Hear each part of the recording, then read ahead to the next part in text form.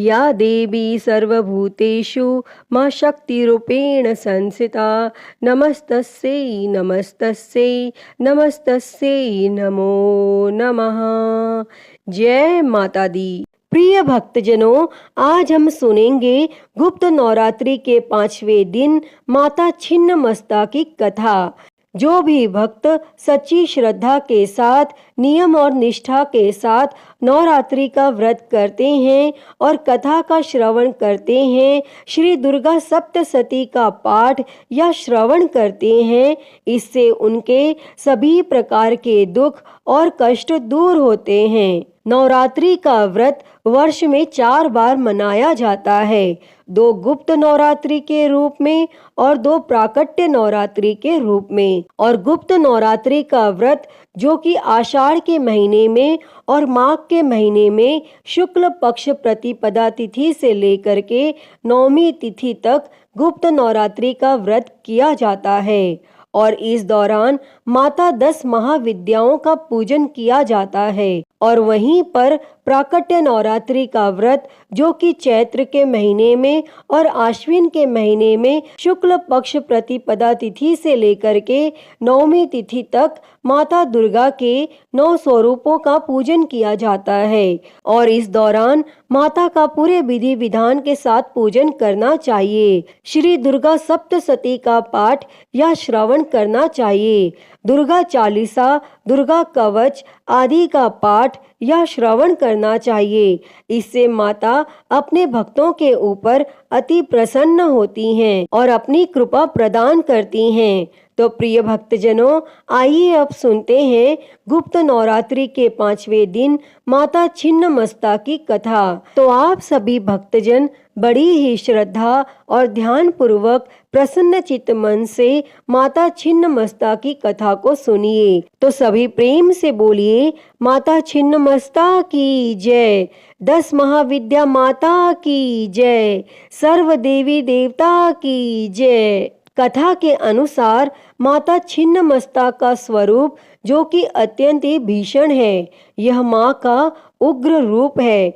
इसीलिए इनके इस रूप को प्रचंड चंडिका भी कहा जाता है। माँ अपने हाथों में अन्य उग्र रूपों में राक्षसों की कटी खोपड़ी हाथ में लिए रहती हैं, जबकि इस रूप में उनके एक हाथ में स्वयं उनकी ही खोपड़ी रहती है। उनका वर्ण गुड़हल के समान लाल है तथा वस्त्र के रूप में उन्होंने केवल आभूषण पहने हुए हैं। उनका सिर कटा हुआ है तथा धड़ से रक्त की 3 धाराएं निकल रही हैं और इनके आसपास उनकी 2 सेविका खड़ी हैं। रक्त की 3 धाराएं दोनों सेविकाओं के मुख में जा रही हैं, जबकि एक धारा उनके स्वयं के मुख में जा रही है। और गले में उन्होंने राक्षस की खोपड़ियों की माला पहन रखी है और कटे हुए सिर पर उन्होंने एक मुकुट पहना हुआ है, जिसके 3 नेत्र हैं।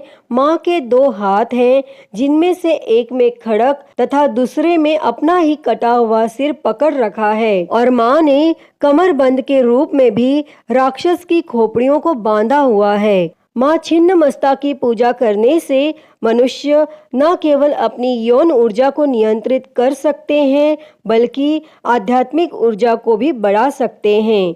देवी अपने साधक को ज्ञान, समृद्धि, विजय, स्वास्थ्य और धन का आशीर्वाद देती हैं। माता छिन्नमस्तिका की पूजा उन लोगों के लिए बहुत प्रभावी है जो बांझपन, यौन रोग और ऋण से संबंधित समस्याओं का सामना कर रहे हों।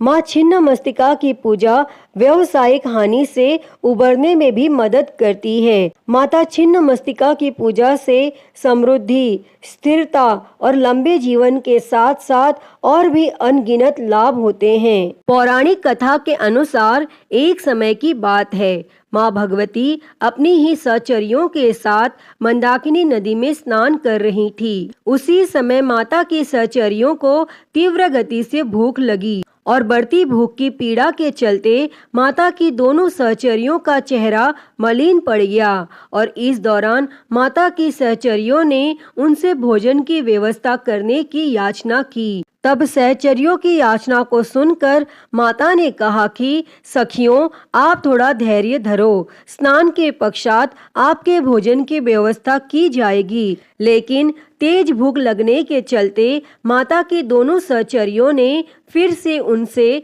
तत्काल भोजन प्रबंध करने की याचना की और इस दौरान माता भगवती ने तत्काल अपने खड्ग से अपना ही सिर काट लिया और तत्क्षण माँ भगवती का कटा सिर उनके बाएं हाथ में आ गिरा और इससे रक्त की 3 धाराएं निकली और 2 धाराओं से सहचर्या आहार ग्रहण करने लगी और वहीं तीसरी रक्त धारा से माँ स्वयं रक्त पान करने लगी। और बताया जाता है कि उसी समय माँ छिन्नमस्तिका का प्रादुर्भाव हुआ था। अतः हे माँ छिन्नमस्तिका, इस कथा को कहते, सुनते और हुंकारा भरते सभी पर अपनी कृपा बनाए रखना, सभी के कष्टों को दूर कर सुख और समृद्धि प्रदान करना। तो सभी प्रेम से बोलिए, माता छिन्नमस्ता की जय, 9 दुर्गा देवी की जय, 10 महाविद्या माता की जय, सर्व देवी देवता की जय।